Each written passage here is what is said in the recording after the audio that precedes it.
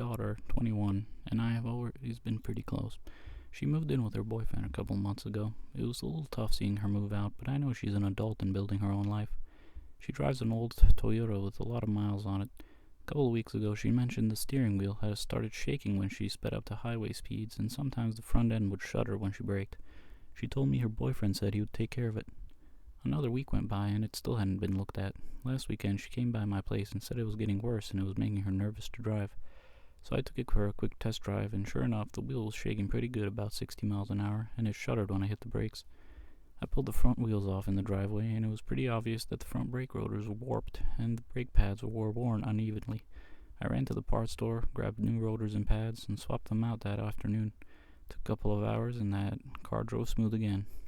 My daughter was really happy and thanked me a bunch. To me, it wasn't a big deal. I've worked on cars most of my life, and she's my kid.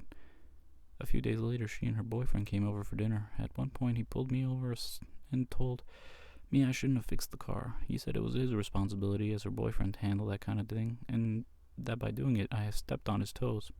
I told him I wasn't trying to prove anything. The car was getting worse, and I fixed it while she was there. Since then, he's been pretty short with me, and the vibe has been a little weird. My daughter says he feels like I undermined him. From my point of view, she's still my daughter, and if something on her car is unsafe and I can fix it, I'm going to.